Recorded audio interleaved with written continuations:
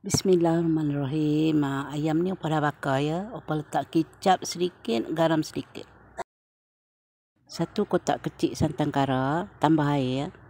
Ada carrot, ada serai 2 batang kecil je serai tu. Setengah sudu kecil tu serbuk lada hitam. Ada 1 keping asam keping ya. Cili padi, bawang besar, bawang putih, halia dengan kunyit hidup tu kisar halus. Masukkan serai yang diketuk, masukkan bahan yang dikisar. Letak air sedikit, masakkan cili tu ya. Masak hingga kering. Mendidih hingga kering.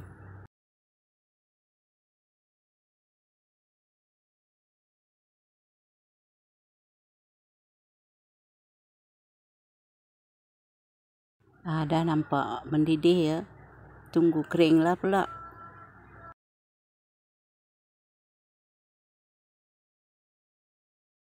Api tu jangan kuat sangat, nanti hangit pula cili tu kan.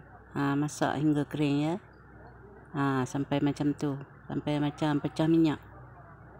Tapi masa numis tadi tak pakai pun minyak. Dah pecah minyak macam tu, masukkan santan tadi tu.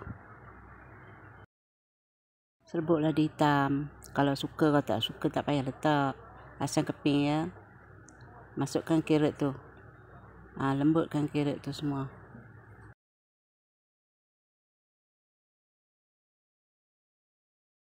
Masukkan air untuk kuah dia ya. Agak-agak lah.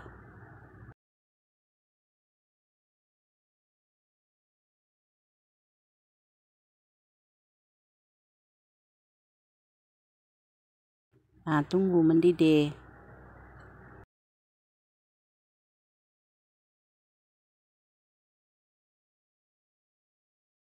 Masukkan garam tu agak-agak dulu ya.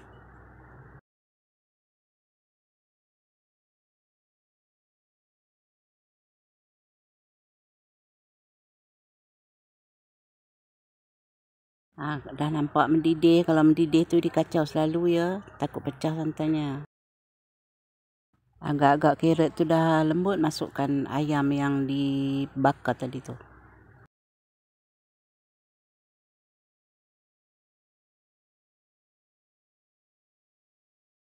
Gaulkan sebati bersama dengan santan tadi tu.